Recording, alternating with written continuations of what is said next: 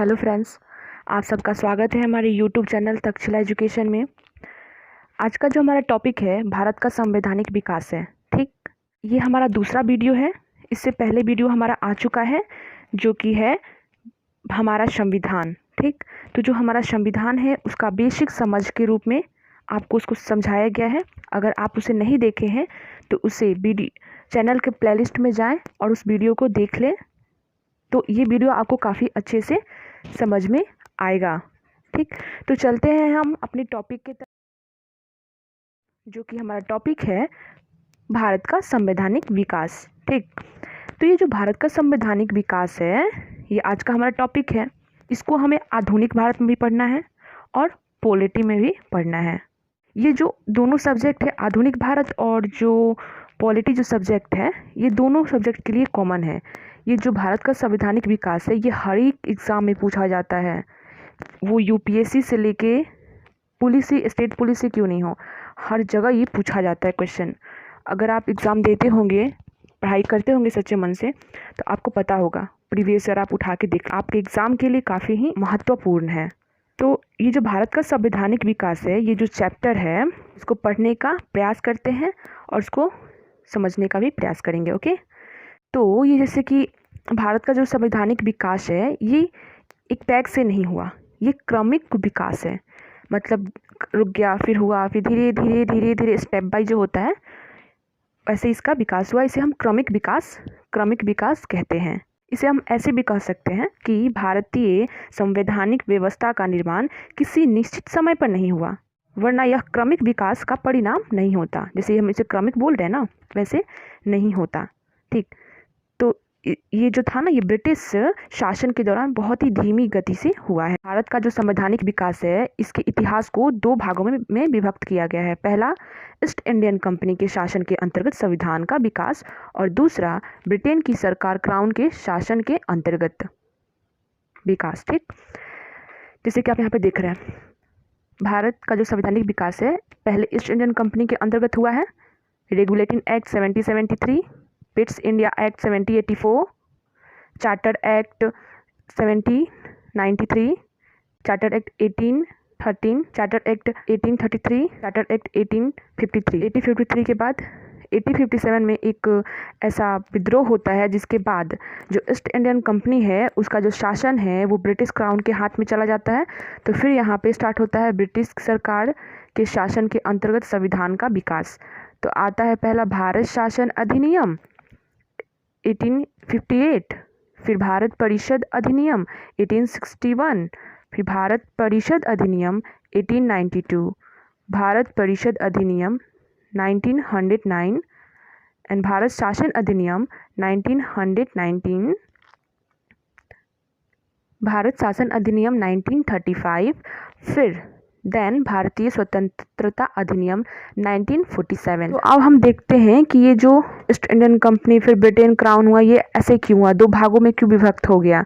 जैसे कि हम जानते हैं कि 1600 जो ईस्वी में महारानी एलिजाबेथ प्रथम ने एक चार्टर द्वारा अधिकार दिया व्यापार करने को, किसको, ईस्ट इंडियन कंपनी को, कि वो 15 वर्षों तक के लिए वो भारत जाकर या पूर्वी क्षेत्र में जाकर वे व्यापार कर सकें। ठीक, तो वे भारत व्यापार के लिए आए। प्रारंभ में जो ईस्ट इंडियन कंपनी थी, ये ईस्ट इंडियन कंपनी, वो भारत में प्रारंभ के लिए व्यापार करने ही आए, लेकिन वो धीरे धीरे जाकर व्यापार को प्रशासनिक क्षेत्र में बदल देते हैं।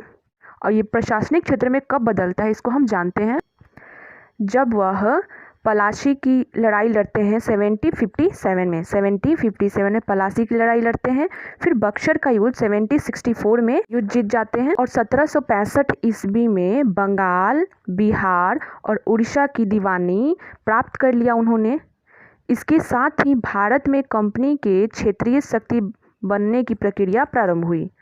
मतलब वो प्रशासनिक, जब वो बक्सर का युद्ध जीत जाते हैं तो वे व्यापारी नहीं रह जाते हैं, वे प्रशासनिक बन जाते हैं और हमारे यहाँ शासन संचालन करने लगते हैं। और कंपनी के अधिकार बड़ी संख्या में धन लूटकर जब ब्रिटेन जाते हैं तो ऐसी स्थिति को ब्रिटेन के लोग भी एक हीन दृष्टि से उन्हें देखते हैं और ऐसी अव्यवस्था जब फैल जाती है तो उन्होंने ऐसी अव्यवस्था को नियंत्रित करने के लिए ब्रिटिश संसद द्वारा कुछ एक्ट बनाए जाते हैं। ब्रिटिश संसद द्वारा इस अव्यवस्था को नियंत्रित करने के लिए कुछ एक्ट बनाए जाते हैं। एक्ट या जिसे हम कानून भी कह सकते हैं, जो कंपनी के अधिकारों को नियंत्रित रखेगी ताकि कंपनी बेहतर ढंग से काम कर सके और ब्रिटेन के विकास में सहयोग कर सके, न कि अव्यवस्था फैलाकर और भारत से ब्रिटेन को अलग होना पड़ जाए। भारत में भी ब्रिटेन की स्थिति लंबे समय तक बनी रहे, इसीलिए एक्ट बनाए गए। इसीलिए ब्रिटेन संसद ने एक्ट बनाया कि भारत में ब्रिटेन की जो स्थिति है वो लंबे समय तक बनी रहे। तो आइए इन्हीं को हम पढ़ेंगे कि कौन कौन से अधिनियम या कानून बने। इस जो नियम कानून है, जैसे आप देख रहे हैं ईस्ट इंडियन कंपनी, इसको पहले पार्ट में पढ़ेंगे। फिर ब्रिटेन की सरकार जो था 1858 से स्टार्ट होता है, इसको अलग पार्ट में हम पढ़ेंगे। अभी हम दोनों को अलग अलग पार्ट में क्यों पढ़ेंगे? इसलिए पढ़ेंगे क्योंकि जब कंपनी का भारत में शासन था, जब ये ईस्ट इंडियन कंपनी का भारत में शासन था, तो ब्रिटेन की संसद द्वारा कंपनी पर अधिकार था। जो ब्रिटेन के जो संसद थे ये कंपनी पे अधिकार करके रखे थे। तब कंपनी के माध्यम से ही ब्रिटेन शासन करता था। जो भी एक्ट आते थे ईस्ट इंडियन कंपनी के तहत, जो ब्रिटेन सरकार बनाता था, उसे एक्ट या चार्टर एक्ट कहते थे। ठीक ऐसा हुआ जैसे कि 1853 में जो चार्टर एक्ट बना, इसके बाद 1857 में 4 साल बाद कुछ ऐसी घटनाएं घटी जिसे हम मंगल पांडे के नाम से भी हम जानते हैं, जैसे आप परिचित होंगे, मॉडर्न भारत में आप पढ़े होंगे।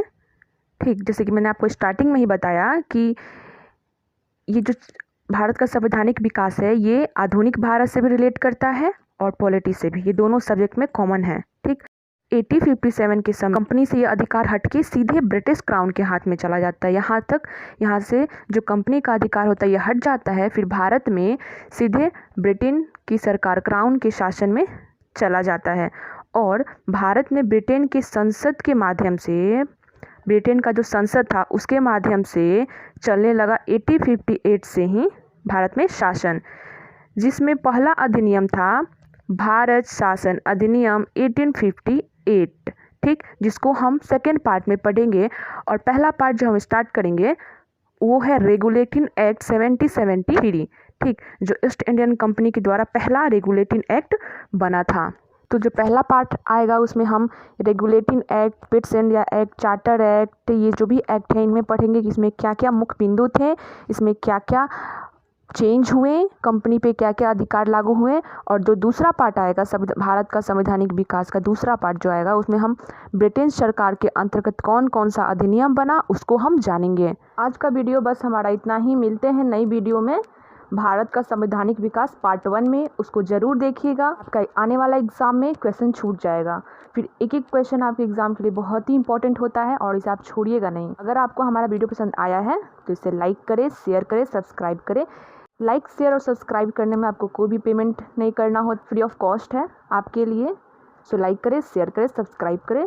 स्वस्थ रहें, खुश रहें। मिलते हैं नई वीडियो में।